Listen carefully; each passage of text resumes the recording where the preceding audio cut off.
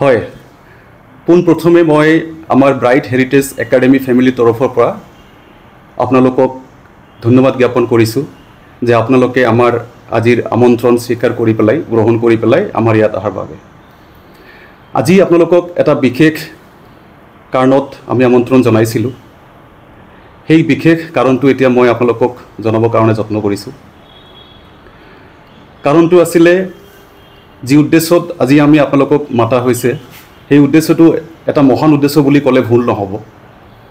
মই সঁচাকৈ এইটো অনুভৱ কৰিছোঁ যে আমাৰ দক্ষিণ চালমাৰা মানকাছাৰ জিলা ৰাইজ আমি সঁচাই ভাগ্যৱান আৰু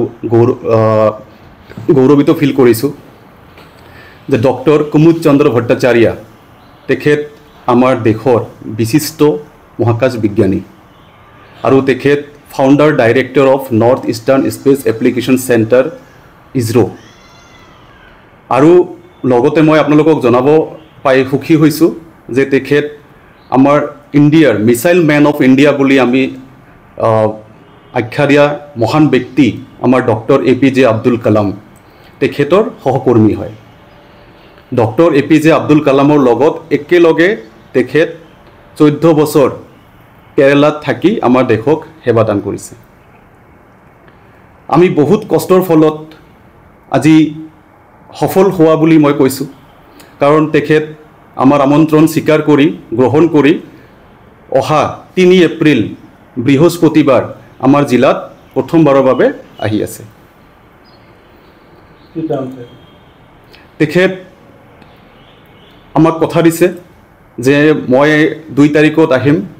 2 তাৰিখত আমি তেখেতক গুৱাহাটীৰ পৰা ৰিচিভ কৰি পেলাই আমি তেখেত ৰাতিটো আমাৰ সাৰ্কিট হাউচত কটাব 2 তাৰিখৰ ৰাতি বুলি মই কৈছোঁ তাৰপিছত 3 তাৰিখত ৰাতিপুৱা 9:30 পৰা 11:30 লৈকে এটা প্ৰগ্ৰাম হ'ব ইয়াতে আমাৰ ব্ৰাইট হেৰিটেজ একাডেমিৰ কেম্পাছত এটা আমি প্ৰগ্ৰাম হোষ্টিং কৰিছোঁ সেইটো হ'ল যে তেখেত 2 ঘণ্টাৰ এটা লাইভ সেমিনাৰ কৰিব আমাৰ ষ্টুডেণ্টছ টিচাৰ্ছ গাৰ্জিয়ানছ আৰু আমাৰ সমাজৰ নানান ব্যক্তিসকলৰ লগত ইয়াৰ কাৰণে আমি আমাৰ সকলো বিদ্যালয়ৰ হেড অফ ইনষ্টিটিউশ্যন যেনেকুৱা প্ৰিন্সিপাল হেডমাষ্টাৰ তেখেতসকলক আমি ইতিমধ্যে নিমন্ত্ৰণ পত্ৰ প্ৰেৰণ কৰিছোঁ আমি ৰিকুৱেষ্ট কৰিছোঁ যে আপোনালোক শিক্ষকসকল আৰু লগতে আপোনালোকৰ ছাত্ৰ ছাত্ৰীসকল সকলোৱে এই অনুষ্ঠানটোত পাৰ্টিচিপেট কৰক ইয়াত আহক কাৰণ ইমান মহান ব্যক্তি এজন আমাৰ জিলাত আহি আছে তেখেতে যি এটা প্ৰগ্ৰাম কৰিব সেই প্ৰগ্ৰামটো সফল আৰু সাকসেস কৰাৰ কাৰণে মই ভাবো যে আমাৰ জিলাবাসী ৰাইজ আমি সকলোৱে দায়িত্ব গ্ৰহণ কৰিব লাগিব দায়িত্ব ল'ব লাগিব আমি ইনিশিয়েটিভ লৈছো কিন্তু সাকসেস কৰাৰ কাৰণে আমাৰ সকলোৰে সহযোগিতা লাগিব ষ্টুডেন্ট কেনেকৈ বেনিফিট হ'ব যেনেকুৱা আপোনাৰ 9:30 পৰা 11:30 তেখেত নিজে পাৰ্সোনালি ফোন কৰি পেলাই মোক কৈছে যে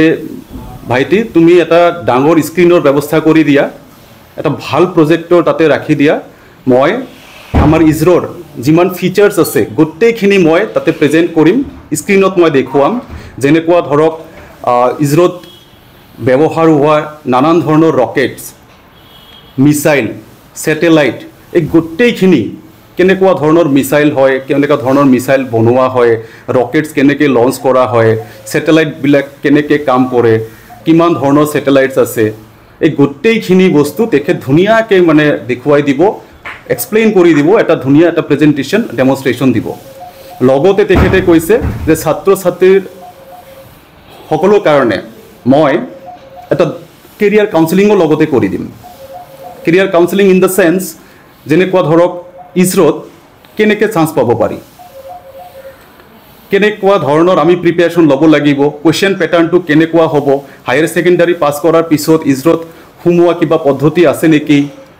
আদাৰৱাইজ বিটেক অথবা ইঞ্জিনিয়াৰিং কৰাৰ পিছত কি টেষ্ট দিব লাগে টেষ্টটো কেতিয়া হয় বছৰৰ কোন তাৰিখত হয় ইয়াৰ কাৰণে প্ৰিপেয়াৰেশ্যন আৰু ভাল ভাল কিতাপ কি আমি পঢ়িব পাৰি এই গোটেইখিনি বস্তু তেখেতে ধুনীয়াকৈ আমাৰ ষ্টুডেণ্টছৰ উদ্দেশ্যত ইয়াতে দাঙি ধৰিব তাৰ লগতে মই আপোনালোকক জনাব পাই সুখী হৈছোঁ যে 1 ঘণ্টাৰ এটা প্ৰগ্ৰাম তেখেতে নিজে এইটো ডেমনষ্ট্ৰেশ্যন কৰিব তাৰ পিছত আৰু 1 ঘণ্টা এটা কুৱেশ্যন আনসাৰ সেশন হ'ব যেনেকুৱা যিকোনো উপস্থিত ৰাইজে তেখেতক ডাইৰেক্ট কুৱেশ্যন কৰিব পাৰিব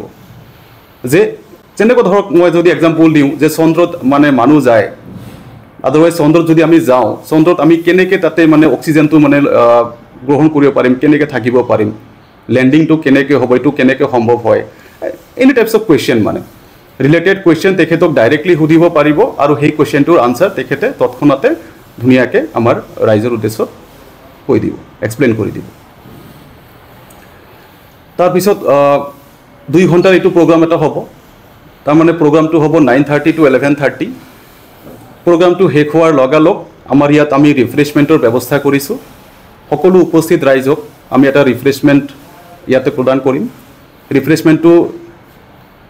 ডিষ্ট্ৰিবিউশ্যন কমপ্লিট হোৱাৰ পিছত 12:30 বজাত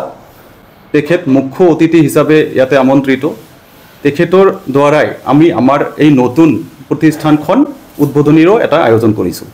এই উদ্বোধনী হ'ব আমাৰ 12:30 বজাত আৰু এই উদ্বোধন চেৰিমনি ইনগ্ৰেল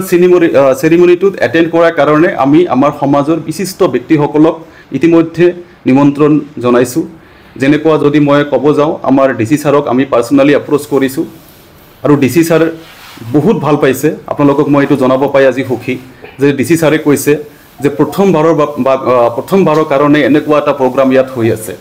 আৰু ইভেন ডিচি ছাৰ এইটোও সুধিছে যে সঁচাকৈ আহিবনে তেখেত এনেকুৱা এজন ব্যক্তি টাইম পাবনে ইয়াত আহিবৰ কাৰণে যেতিয়া আমি ছাৰক জনালোঁ যে ছাৰ এইটো আমাৰ প্ৰগ্ৰামটো কনফাৰ্ম হৈ গৈছে তেখেত অলৰেডি অহাৰ কাৰণে সাজু আৰু ৰেডি হৈছে ছাৰে বহুত ভাল পাইছে ছাৰে কৈছে না মই পাৰ্চনেলি ইয়াতে মানে এটেণ্ড কৰিম পাৰ্চনেলি মই উপস্থিত থাকিম কাৰণ এনেকুৱা এটা প্ৰগ্ৰাম আমাৰ জিলাত হোৱা মানে এইটো আমাৰ জিলাৰ কাৰণে এটা গৌৰৱৰ বিষয় তাৰ লগতে আমি আমাৰ বৰ্তমান অনাৰেবল MLA তেখেতকো আমি নিমন্ত্ৰণ জনাইছোঁ এক্স MLAক আমি নিমন্ত্ৰণ জনাইছোঁ আৰু আমাৰ সমাজৰ বিশিষ্ট যিসকল ব্যক্তি শিক্ষাৰ লগত জড়িত আৰু আমাৰ সমাজ কামৰ লগত জড়িত সকলোকে আমি নিমন্ত্ৰণ জনাইছোঁ তো আপোনালোকৰ যোগেদি আপোনালোকৰ মাধ্যমত মই আমাৰ জিলাবাসী সকলো ৰাইজক অনুৰোধ জনাইছোঁ যে আপোনালোকে আহক আপোনালোকে আমাৰ সহযাত্ৰী হিচাপত এই অনুষ্ঠানটোত পাৰ্টিচিপেট কৰক আৰু এনেকুৱা এজন মহান ব্যক্তিৰ সান্নিধ্য পোৱা মানে মই ভাবোঁ এইটো বহুত এটা ভাগ্য লাগিব গতিকে আপোনালোকে সকলোৱে আহক পাৰ্টিচিপেট কৰক আৰু আমি আমাৰ এই প্ৰগ্ৰামটো যাতে এটা গ্ৰেণ্ড ছাকচেছ কৰিব পাৰোঁ সেয়াই মই সকলোকে অনুৰোধ জনাইছোঁ নিউজ কেয়াৰ 24 সত্যৰ সন্ধানত অবিৰত যাত্ৰা